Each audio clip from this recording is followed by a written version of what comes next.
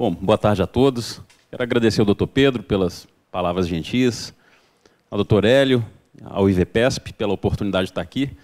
É uma grande honra e, ao mesmo tempo, uma grande responsabilidade, né? Falar sobre problemas e desafios da justiça. E aí, justiça, a gente trata, na verdade, sistema prisional. Falar disso em São Paulo é uma grande responsabilidade. Primeiro, porque em São Paulo estão os maiores problemas em razão da própria dimensão. Segundo, porque o secretário de Justiça aqui, meu amigo Lorival Gomes, é provavelmente um dos maiores conhecedores de sistema prisional do país. Então, é uma grande responsabilidade estar aqui para falar um pouquinho sobre esse campo extremamente árido, né, extremamente complexo, e que só é lembrado nos momentos mais catastróficos aí de todos os estados, e que a gente precisa dele porque, na maior parte das vezes, tudo aquilo que a gente viu antes aqui, da assistência social, da educação, falhou. Falhou, a segurança atua e as pessoas vão para o sistema prisional. E aí cabe ao sistema prisional manter essas pessoas afastadas da sociedade e tentar, de alguma forma, recuperá-las para voltar ao convívio. Então, primeira coisa, pontuar, né? Quando a gente fala de justiça, é sistema prisional. Ao longo do país, nós temos secretarias que são chamadas secretarias da justiça. Temos, em alguns lugares, autarquias que cuidam do sistema prisional, mas o foco aqui é, na verdade, sistema prisional. Lá no Espírito Santo, a Secretaria da Justiça é responsável pelo sistema prisional, por uma autarquia que cuida do sistema socioeducativo, que são os menores infratores, e também cuida do PROCON. Mas o foco aqui é, na verdade, o sistema prisional.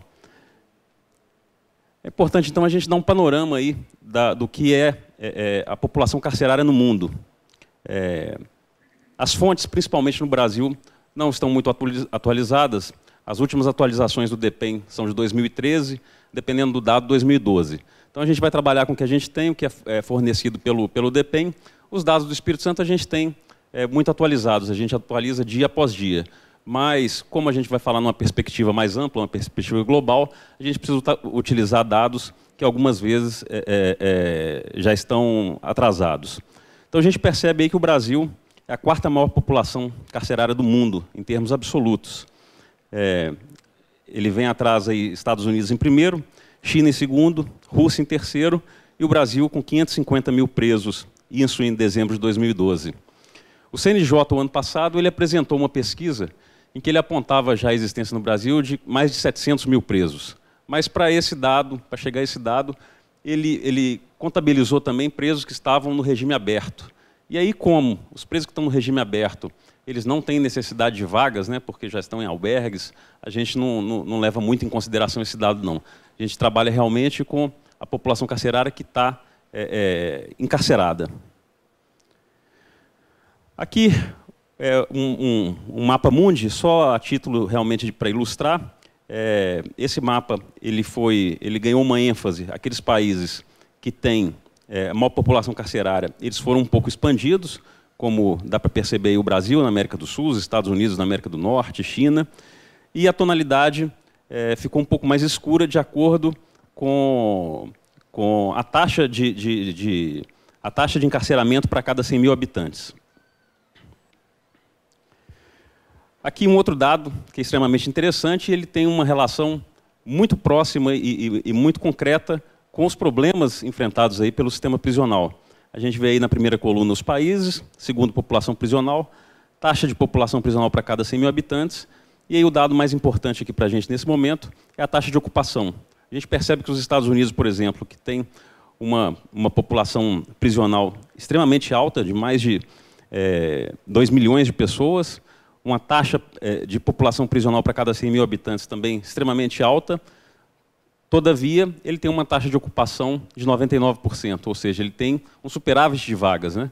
Ele tem, todos os presos lá têm a sua vaga para ser submetido ali à reclusão e também aos processos de reinserção social.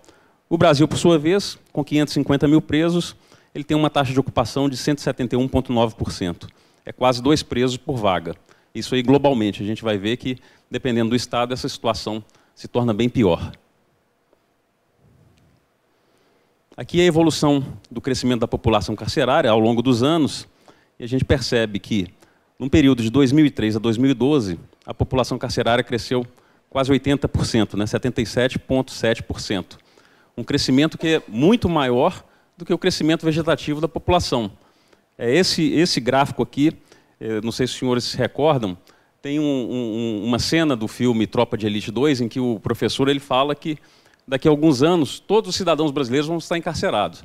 Ele usa essa fala com base nesse gráfico, porque não é possível. A população carcerária cresce tão mais rápido que a população, a população vegetativa do Brasil, que no futuro não é possível. A gente vai ter certamente aí todo mundo preso, porque não tem condição. E aqui um dado do Espírito Santo, para a gente ver que as situações no país elas são muito desiguais, inclusive em taxa de encarceramento. Enquanto aí no período de 2003 a 2013, a população carcerária do país cresceu 78%, no Espírito Santo cresceu 285%. Então, quer dizer, é um absurdo muito maior, um problema muito maior para a gente administrar. Hoje nós contamos lá no estado com 17.600 presos. Aqui o ranking dos estados, de acordo com a população prisional, como eu disse no princípio, São Paulo aí aparece com 210 mil presos praticamente. O estado de São Paulo ele possui 36% da população prisional brasileira, seguido por Minas Gerais com 10%. A situação aqui em São Paulo é tão grave que o número de presos é similar ao número de presos do Irã, que é o 8º país com a maior população carcerária do mundo. O Espírito Santo aparece aí, atualmente está em 9º lugar, esse mapa é desatualizado, mas a gente considerando o tamanho do Espírito Santo, é uma população carcerária extremamente elevada. Aqui, em termos de taxa de pessoas privadas de liberdade para cada 100 mil habitantes, o Mato Grosso do Sul ele supera todos os outros estados. Ele possui uma das maiores taxas de encarceramento do mundo, que é próxima dos Estados Unidos, com 707 presos por 100 mil habitantes. E a taxa média do Brasil, 289 presos por 100 mil habitantes. São Paulo aparece em terceiro, com 480 presos para cada 100 mil habitantes. Aqui é a evolução histórica da população prisional, com um detalhe importante. Na ponta de cada barra, aí, a ponta vermelha, mostra o número de presos que estão cumprindo pena, ou mesmo em regime provisório, estão presos provisoriamente, nas secretarias de segurança públicas, ou seja, nas delegacias, que é um dado importante. A gente percebe que é um dado que vem decrescendo, né, um número que vem decrescendo, o número de pessoas em delegacias, mas ainda é um dado extremamente considerável por vários motivos. Isso aí afeta a segurança pública de várias formas diferentes. Em primeiro lugar, impede que os policiais façam o que eles deviam estar fazendo, que é investigando ou fazendo a polícia ostensiva na rua. Essas pessoas elas estão lá cuidando de preso, que não é o papel delas, elas não são treinadas para isso, isso gera uma enormidade de problemas. Em segundo lugar, a delegacia ela não é equipada, não é aparelhada para dar o tratamento que os presos precisam e que lhes é garantido de acordo com a lei de execução penal. Então, daí a importância desse dado. É um problema extremamente difícil de se administrar preso em delegacia. Aqui o ranking dos estados, de acordo com a taxa de ocupação nos estabelecimentos prisionais. Aqui é um dado importante para o Espírito Santo, a gente percebe aí que o Espírito Santo, nesse gráfico aí, em que ele aparece em último, né, ou em primeiro lugar, dependendo da perspectiva, ele tem, na ocasião, quase um preso por vaga. Isso aí foi graças a um investimento muito grande do Estado em determinado momento, que eu vou mostrar um pouco mais à frente. Mas a gente percebe aí, por exemplo, em Pernambuco, que lá tem a taxa de ocupação de 278%, ou seja, quase 3 presos por vaga. E isso aqui, a consequência é o que a gente tem visto aí nos jornais quase que mensalmente, né? Nos últimos meses nós vimos aí várias rebeliões sangrentas lá em Pernambuco, presídios que nada tem de presídio, absolutamente nada, não tem segurança nenhuma. A gente percebe que os presos é que controlam as unidades, todos os presos lá andando livremente com armas brancas, possivelmente até com armas de fogo. Um comércio intenso lá dentro, ou seja, não existe, apesar de ser uma unidade de segurança, a gente não percebe a presença do Estado lá dentro, por mais incrível que pareça. E isso aí, grande parte desse problema é em razão da taxa de ocupação. Não tem como você fazer uma boa gestão numa unidade em que tem 3 presos, onde deveria ter um só. Aqui, a taxa de presos provisórios, que também é um grande problema para os estados, porque demonstra, de certa forma, problemas que a gente tem no judiciário, ingerir aí a quantidade de processos de execução que nós temos, e também porque o preso que está ali provisoriamente, ele é uma exceção, né? Na verdade, ele não deveria estar ali, a regra é que a pessoa responda em liberdade até o trânsito em julgado da sentença condenatória. Então a gente vê que a gente tem um excesso de presos provisórios. Em segundo lugar, porque é muito mais difícil o tratamento para aquelas pessoas que estão presas provisoriamente. A gente não tem condição a LEP não exige que se dê a elas todo o tratamento que o condenado tem, e a gente não tem condição de dar aquele tratamento de ressocialização, que consiste em fornecimento de educação, qualificação e trabalho. Então são pessoas que estão ali muito mais inquietas, muito mais agressivas, o pessoal muito mais difícil de lidar. O preso condenado já é mais tranquilo, porque a gente já tem condição de fornecer a eles educação, trabalho, visita íntima, que apesar de não ser um direito, existem recomendações aí de vários conselhos de que se tenha, e hoje na maior parte dos estados é concedida ao preso condenado à visita íntima. Aqui um gráfico aí das pessoas privadas de liberdade por tipo de regime. Um gráfico importante também na medida em que o Estado precisa fazer investimentos de construções das mais variadas possíveis. Hoje, no Espírito Santo, por exemplo, a gente tem um déficit muito grande no regime semiaberto. E isso aí é um retrato de praticamente todo o país. E o regime semiaberto é um dos mais importantes, porque é aquele que é o último passo antes da pessoa sair para a liberdade. Então, a gente chega, muitas vezes, a ter a situação esdrúxula do preso sair do regime fechado, onde ele tinha condição de estudar, onde ele tinha, às vezes, trabalho, se tivesse alguma fábrica ali dentro, progride de regime, vai para o regime semiaberto e chega numa unidade que, às vezes, está bem mais lotada, não tem estudo, não tem trabalho, se ele não tem condição de sair para trabalhar em uma empresa.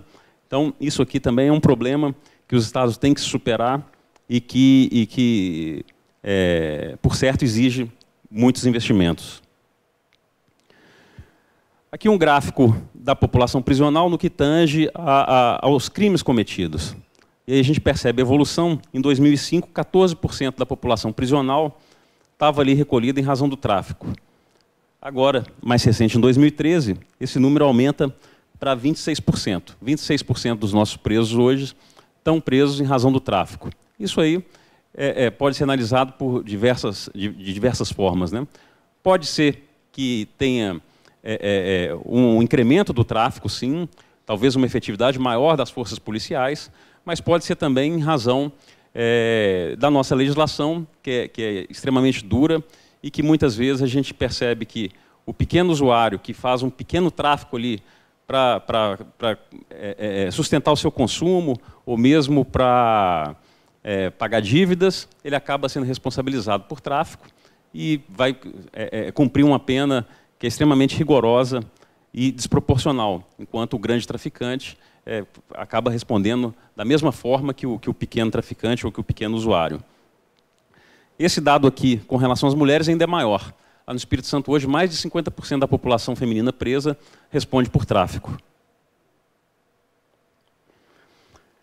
Aqui, o número de pessoas privadas de liberdade por tempo total de penas, a gente percebe que quase 50% da população carcerária responde até 8 anos. Então, a maior parte realmente não está ali por crimes extremamente graves que levam a penas mais pesadas que ultrapassem os 8 anos. Aqui, por faixa etária, também um dado importante, a gente percebe aí que 55% das pessoas presas têm de 18 a 29 anos, e é um dado importante na medida em que essas pessoas que estão sendo presas, que é a maior parte aqui de 18 a 29 anos, são as mesmas pessoas que estão morrendo nas ruas vítimas de homicídio. Então, é uma população extremamente vulnerável. Lá no Estado do Espírito Santo, a gente tem feito um trabalho que abarca todas as secretarias, até foi questionamento aqui de uma das pessoas presentes, atualmente a gente denomina de ocupação social, em que o Estado ele apontou ali as áreas com a maior vulnerabilidade social, onde a gente percebe o maior número de homicídios, e essas áreas estão recebendo um atendimento integrado de todas as secretarias, Secretaria de Educação, de Assistência Social, de Saúde, para que a gente tente tirar essas pessoas da faixa de vulnerabilidade, para que depois a gente não precise receber esse público no sistema prisional. Aqui, um gráfico que mostra aí as pessoas privadas de liberdade de acordo com a cor. Então, a gente percebe aí que 45% dos presos são pardos, enquanto na população brasileira, 43% é pardo. Então, a gente percebe uma certa proporcionalidade aí. Quando a gente passa para a população branca e para a população negra, aí já tem um pequeno descompasso. A população negra presa, 17%, enquanto, fazendo análise da população brasileira como um todo, 8%, e a população branca nos estabelecimentos prisionais, 35%, contra 48% da população brasileira como um todo. Aqui, as pessoas privadas de liberdade por grau de escolaridade, e esse também é um dado importante, que reforça aquela visão de maior vulnerabilidade social, até nem tanto pela cor, mas muito mais pelo acesso à educação e pelo acesso à presença mesmo do Estado. A gente percebe aí que a maior parte da população prisional tem o ensino fundamental incompleto, realmente não permaneceram na escola, então não tiveram acesso a uma educação, a qualificação, a possibilidade de estar inserido no mercado de trabalho. E aí, a gente, mostrado aí todos esses pontos, né, a gente, é fácil perceber quais são os problemas e os grandes desafios para os sistemas prisionais do país como um todo. Em primeiro lugar, então, o déficit de vagas. A gente percebe que nenhum dos estados brasileiros tem superávit de vagas ou mesmo equilíbrio de vagas. O Espírito Santo, que é o que aparece em melhor situação ali, hoje está aí com 1,2, 1,3 presos por vaga. E por que isso? Primeiro, porque o custo para se construir uma unidade prisional é extremamente alto. Para a gente começar, se a gente começar a construir uma unidade prisional hoje, a gente vai demorar aí certamente 36 meses para receber essa entrega. Enquanto a velocidade de entrada das pessoas no sistema prisional é o oposto, é inversamente proporcional, é muito grande.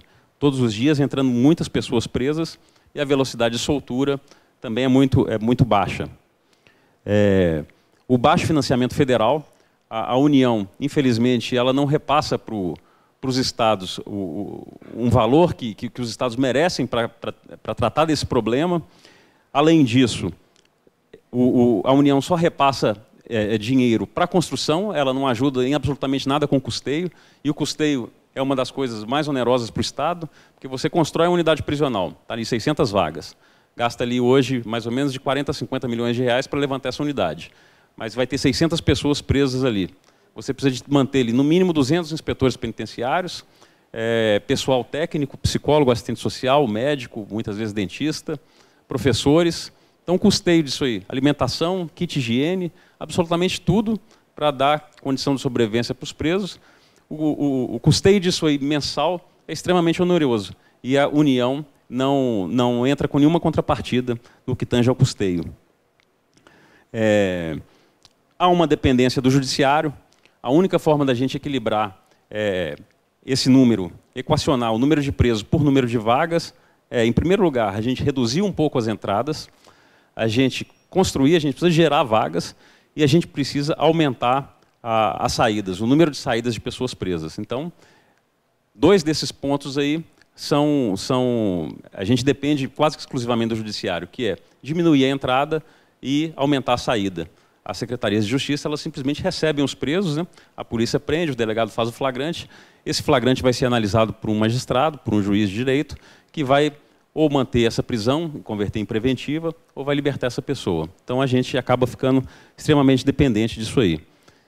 E esse déficit de vagas, naturalmente, ele gera um risco de rebelião extremamente importante.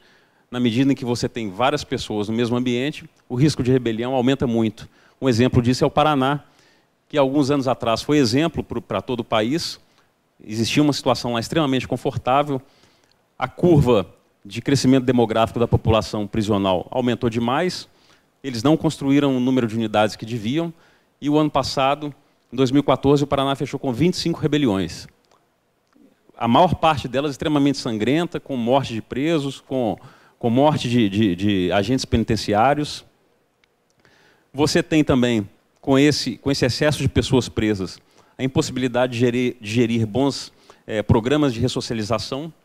E aí eu falo que você cria um efeito de enxuga-gelo na segurança, porque aqui no país nós não temos nem prisão perpétua e nem pena de morte. Então, por mais grave que tenha sido o crime cometido pela pessoa, em determinado momento ela vai voltar à liberdade. E aí ela vai voltar à liberdade como um cidadão incluído e produtivo, ou vai voltar para a criminalidade e vai ter novamente que ser preso pela polícia. É claro que aqui não tem nenhuma pessoa ingênua de achar que todo mundo que tem acesso à educação, à qualificação e trabalho, vai voltar e vai querer ter um trabalho com carteira assinada para ganhar um salário mínimo. Não é isso. E a gente não tem essa pretensão. A gente sabe que tem boa parte da população prisional, por mais que você ofereça condições para ela trabalhar, ela não vai querer trabalhar. Ela vai voltar para a vida de crime. Mas uma parte considerável também, se ela tiver acesso à educação, se ela tiver qualificação e se ela tiver oportunidade de trabalhar, ela vai deixar de furtar, ela vai deixar de receptar, ela vai deixar de praticar o nicho de crimes que ela praticava antes de ser presa. E você tem aí também a proliferação e o fortalecimento de organizações criminosas, já que você não tem condição de gerir uma unidade prisional com segurança. Você acaba abrindo ali para que as organizações criminosas, exemplo aí de Primeiro Comando da Capital, Comando Vermelho, fiquem com comando tanto das unidades prisionais, quanto, inclusive, da criminalidade do lado de fora. E os exemplos disso aí no noticiário são os mais vastos possíveis, né? A gente cansou de ver aí interceptação telefônica de gente de dentro de unidade prisional comandando homicídio do lado de fora, comandando tráfico de droga, e a mesma coisa acontece lá dentro. O Distrito Federal é um bom exemplo disso. A gente tem lá, nas unidades prisionais de lá, cantinas que funcionam dentro das unidades prisionais. Cada preso pode gastar R$150 por semana, e isso aí movimenta uma economia de R$6 milhões por mês. Ou seja, o controle do Estado é praticamente zero. No Maranhão, durante o fim de semana, quando as famílias vão visitar os presos, tem gente que entra com meia banda de porco nas costas, dá para o parente preso, porque ele tem um fogão lá dentro da cela dele, que ele vai fazer ali a carne de porco, o churrasquinho, esse tipo de coisa. Então isso aí compromete completamente a segurança do estabelecimento prisional. No Espírito Santo, o Estado dá absolutamente tudo, desde o chinelo de dedo, o colchão, roupa de cama, uniforme, dá absolutamente tudo para o preso. E a gente já teve a oportunidade de vivenciar situações que são extremamente emblemáticas com relação a isso. A gente deixava o preso na nossa unidade de segurança máxima, o preso ele podia ter a Bíblia dele. E a gente percebeu que aqueles presos que eram lideranças de organizações criminosas do lado de fora, que tinham um poder aquisitivo maior, tinham uma Bíblia mais bonita que os outros, de ouro ali, papel polvilhado de ouro, e isso aí impactava perante os outros presos, que passavam a ter um respeito maior, porque ele tinha uma demonstração, ainda que para a gente que está aqui em liberdade, que pareça que não é nada, mas lá dentro da unidade prisional era uma demonstração forte de que ele tinha poder econômico e de que ele era uma liderança ali dentro da unidade prisional. Então, a experiência capixaba. O que é preciso para superar esses desafios, né? Primeiro, vontade e coragem política, porque a sociedade não quer presídio. A sociedade quer hospital, quer escola, quer bons programas de assistência social, presídio ninguém quer.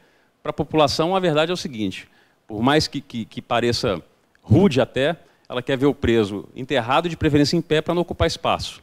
Mas isso aí gera repercussão na segurança pública, então a gente tem que preocupar com o sistema prisional. Então precisa, em primeiro lugar, vontade e coragem política, justamente por causa disso, a disponibilidade de recursos e boa gestão. Como era o passado recente no Espírito Santo, e muitos aqui devem lembrar das propagandas, das matérias jornalísticas aí, em que o Espírito Santo aparecia com as masmorras, também rebeliões sangrentas, depois foi utilizado um recurso que nem era tão ruim, mas foi visto muito mal pela imprensa, que foi a utilização de containers para colocar os presos. Então,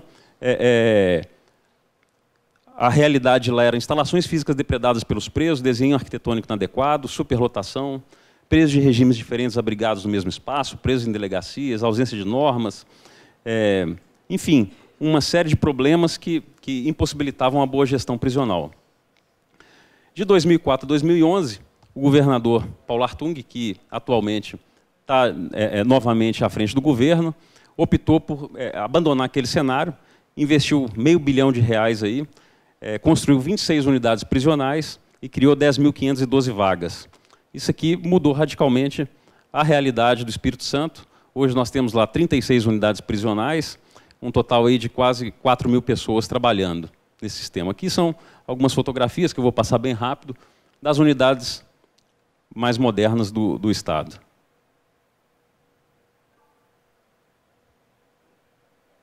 A maior parte das nossas unidades hoje, nós ainda temos alguns modelos de unidades antigas, mas a maior parte com essa engenharia moderna, do modelo que é chamado de Supermax, que é o mesmo modelo utilizado pelos Estados Unidos. Lá a gente trabalha os pilares da ressocialização.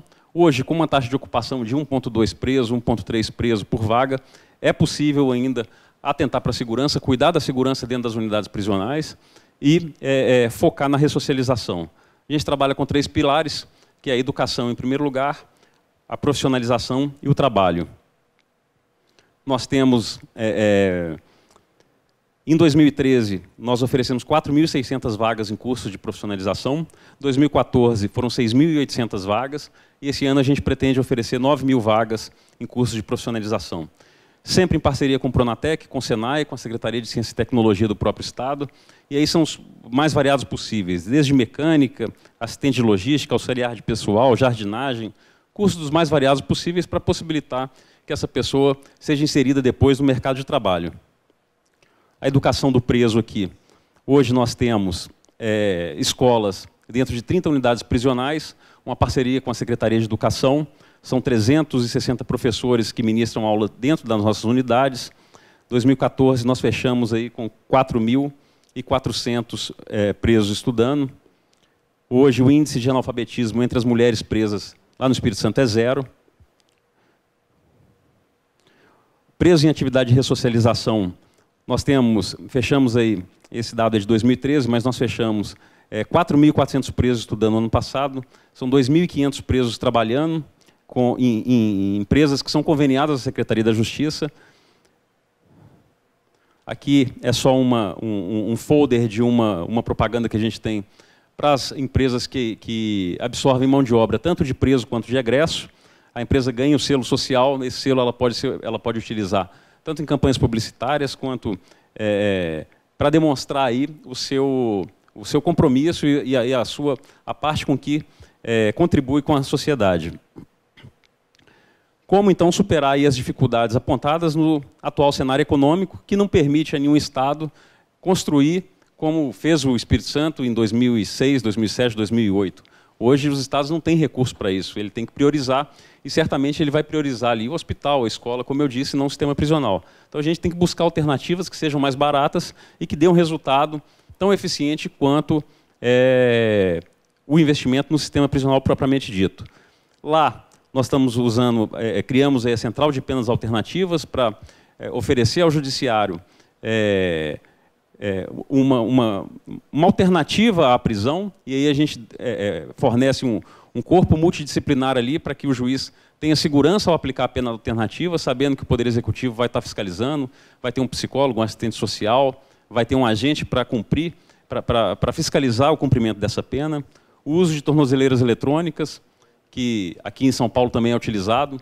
Lá no Espírito Santo nós fizemos uma licitação e contratamos o pacote de serviço por R$ 167 por mês, por preso, ou seja, um preso que está recolhido ali, ele custa para o Estado quase R$ 3.000. Se a gente for fazer uma comparação com a tornozeleira eletrônica, a gente percebe aí os benefícios, né? Sem contar que aquela pessoa que é identificada pelo juiz como uma pessoa que tenha perfil para utilizar a tornozeleira, é claro que o juiz não vai colocar isso aí em uma pessoa que seja realmente um risco à sociedade, um homicida, um latrocida, um assaltante, mas aquela pessoa que cometeu um crime de menor potencial ofensivo, pode sim colocar a tornozeleira, vai deixar de sofrer os efeitos criminógenos ali do cárcere, que são extremamente danosos, vai deixar de ocupar uma vaga e vai poupar muito dinheiro para o erário.